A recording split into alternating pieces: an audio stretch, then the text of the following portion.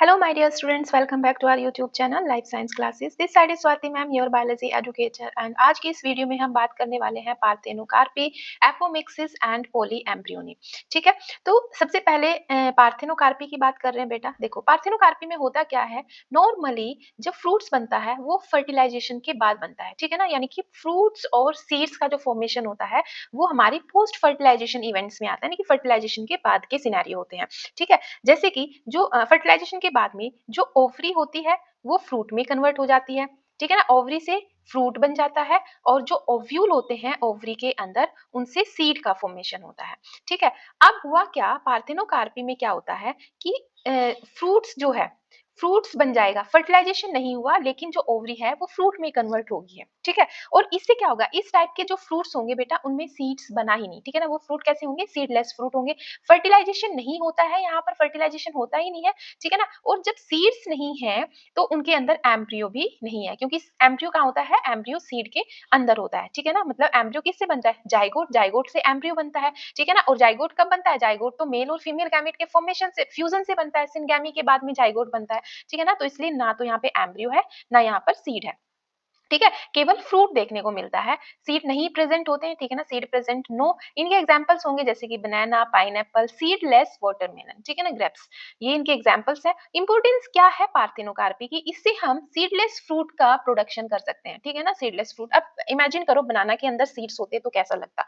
ठीक है ना, और इमेजिन करो कि हम जो वाटरमेलन खाते हैं उसमें सीड्स ना हो तो कितना अच्छा लगेगा। ठीक है, तो इस तरीके से इसका जो कमर्शियल इंपॉर्टेंस है। ठीक है, अब बात करते हैं बेटा एपोमिक्सिस की। एपोमिक्सिस में यहाँ पर विदाउट फर्टिलाइजेशन, यानी कि फर्टिलाइजेशन हुआ नहीं है और सीड का फॉर्मेशन हो गया है। ठीक है ना, यानी कि जो ओव्यूल होता है, ठीक है ना, जो ओव्यूल होता है, ओव्यूल के अंदर हमें पता है कि इंटेग्यूमेंट वाला पार्ट होता है, जो इंटेग्यूमेंट होते हैं। ठीक है ना, आउटर इंटेग्यूमेंट, इनर इंटेग्यूमेंट। ठीक है ना, और न्यूसेलस होता है बीच में। ठीक है ना, बीच में सेंटर में न्यूसेलस होता है। ठीक है ना, इनकी किसी की भी कोई एक सेल, ठीक है ना, जो कि डिप्लॉइड होती है। ठीक है ना, जिसकी प्लोइडी कैसी होती है, 2n होती है, वही कोई एक सेल डायरेक्टली कन्वर्ट हो जाती है एम्ब्रियो में। ठीक है ना, डायरेक्टली किस में कन्वर्ट हो जाती है बेटा, एम्ब्रियो में कन्वर्ट हो जाती है। ठीक है ना, सीड बना लेती है। इस टाइप के प्रोसेस को हम एपोमिक्सिस बोलते हैं। ठीक है, यहाँ पर सीड विथ एम्ब्रियो, बिल्कुल जो सीड बनेगा उसके अंदर एम्ब्रियो होता है। Fertilization not required, embryo form होता है। एम्ब्रियो फॉर्म होता है फ्रॉम डिप्लॉइड सोमेटिक सेल। ठीक है ना, क्योंकि या तो न्यूसेलस की सेल है या फिर वो इंटेग्यूमेंट की सेल है। ठीक है ना, तो यहाँ पे जो एम्ब्रियो बन रहा है वो डिप्लॉइड सोमेटिक सेल से बन रहा है। ठीक है ना, उसके बाद में सीड इसमें प्रेजेंट होते हैं, यस सीड प्रेजेंट होते हैं। इसके एग्जांपल्स हैं ग्रासेस हैं, सिट्रस और मैंगो में हमें एपोमिक्सिस देखने को मिलती है।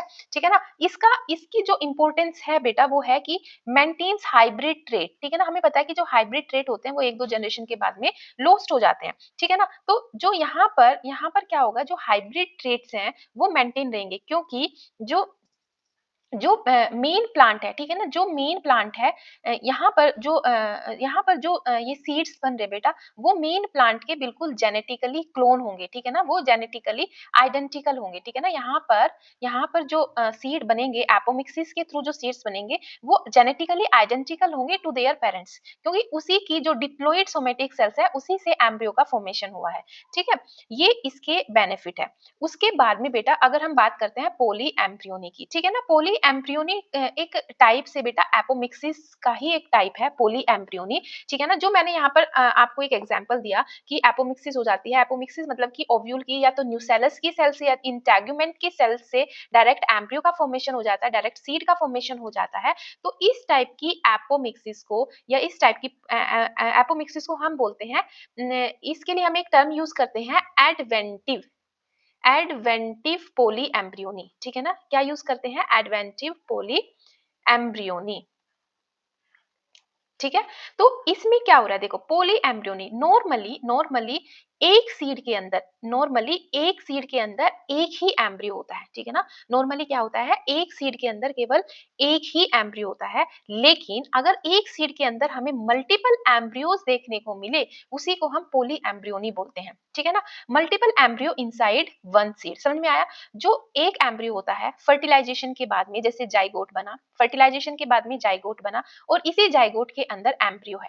ठीक है, जाइगोट जाइगोट फर्दर डिवाइड करेगा, ग्रो करेगा और एम्ब्रियो फॉर्म करेगा, ठीक है ना, एम्ब्रियो बनेगा। तो इस जाइगोट के अंदर एक एम्ब्रियो तो जो ओरिजिनल वाला एम्ब्रियो है, इसके अलावा भी उस सीड के अंदर, उस सीड के अंदर जो न्यूसेलस था या फिर जो इंटेगुमेंट थे ओव्यूल के, उनमें से किसी भी एक सेल ने क्या बना लिया, एम्ब्रियो बना लिया, ठीक है ना, फर्द कोई दूसरा एम्ब्रियो और वहां पे बन गया है, ठीक है ना। इसीलिए एक सीड के अंदर हमें मल्टीपल एम्ब्रियोज देखने को मिलते हैं, इसी को हम पोली एम्ब्रियोनी बोलते हैं, ठीक है। At least one embryo is form fertilization, ठीक है ना, यहाँ पर कम से कम एक जो एम्ब्रियो होगा वो तो फर्टिलाइजेशन से फॉर्म होगा। फर्टिलाइजेशन मतलब कि जो नॉर्मल जो एक नॉर्मल तरीका है एम्ब्रियो फॉर्म होने का, वैसे फर्टिलाइजेशन के थ्रू, और बाकी जो दूसरे एम्ब्रियोज वहां पे बनेंगे वो एपोमिक्सिस के थ्रू बन रहे हैं, ठीक है ना, वहां पे क्या हो रही है, एपोमिक्सिस हो रही है। तो इस टाइप की सिचुएशन को हम पोली एम्ब्रियोनी बोलते हैं। एम्ब्रियोज, अब एम्ब्रियोज, अगर एम्ब्रियो ओरिजिन की बात करें तो एम्ब्रियोज फॉर्म फ्रॉम जाइगोट, मतलब कि जो मल्टीपल एम्ब्रियोज बनेंगे वो जाइगोट से भी बन सकते हैं, मतलब कि जाइगोट अगर स्प्लिट हो जाए तो उससे मल्टीपल एम्ब्रियोज बन जाएंगे, ठीक है ना। अभी अर्ली स्टेज में, अगर अर्ली स्टेज में जाइगोट में स्प्लिट हो जाए, एक दो टुकड़ों में टूट जाए ये जाइगोट, तो उससे भी अलग अलग एम्ब्रियोज फॉर्म हो जाएंगे। या फिर सोमेटिक सेल, सोमेटिक सेल्स मतलब कि जैसे न्यूसेलस और इंटेगुमेंट सेल हैं, उनसे एम्ब्रियो का फॉर्मेशन हो रहा है, ठीक है ना। यस, यहाँ पर सीड्स प्रेजेंट होते हैं, यस सीड बिल्कुल प्रेजेंट होते हैं, और सीड के अंदर मल्टीपल एम्ब्रियोज होते हैं, जैसे कि सिट्रस, मैंगो, ऑनियन और ग्राउंडनट इसके एग्जांपल है, ठीक है ना। यहाँ पर इसका फायदा क्या है, produce uniform seedling useful in horticulture, मतलब एक जैसी सीडलिंग यहाँ पे हम यूनिफॉर्म सीडलिंग प्रोड्यूस कर सकते हैं, और हॉर्टिकल्चर में इसका काफी ज्यादा यूज होता है। अब हमें कैसे पता चलेगा कि हम जो हमारा सिट्रस है, कोई भी हमने कोई मैंगो या अनियन या ग्राउंडनट का कोई हमने सीड लिया है कि हाँ इसमें पोली एम्ब्रियोनी हो रखी है, ठीक है ना। जब भी हम उस सीड को, सपोज करो हमारे पास एक सिट्रस का सीड है, ठीक है ना, और इस सीड को हमने क्या किया है, इस सीड को हमने सो किया है, ठीक है ना, और कुछ टाइम के बाद हम देख रहे हैं कि इससे एक नहीं मल्टीपल सीडलिंग अगर बाहर निकल रही है, ठीक है ना, एक सीड से अगर मल्टीपल सीडलिंग बाहर निकलती हुई हमें दिख रही है, तो मतलब कि वो सीड हमारा क्या था, उस सीड के अंदर मल्टीपल एम्ब्रियो प्रेजेंट थे, ठीक है ना। ये एक एग्जांपल, इस तरीके से हम देख सकते हैं पोली एम्ब्रियोनी को, ठीक है। ओके, तो बेटा ये था तीनों टॉपिक्स का, तीनों टॉपिक पार्थिनोकार्पी, एपोमिक्सिस और पॉली एम्ब्रियोनी में डिफरेंस। यहाँ पर आप एक टैबुलर फॉर्म में तीनों को डिफरेंशिएट कर सकते हैं, ठीक है। Okay, thank you so much, and if you like this video please like, share and subscribe and hit the bell icon so you will receive the notification of my next video. Thank you so much and bye bye.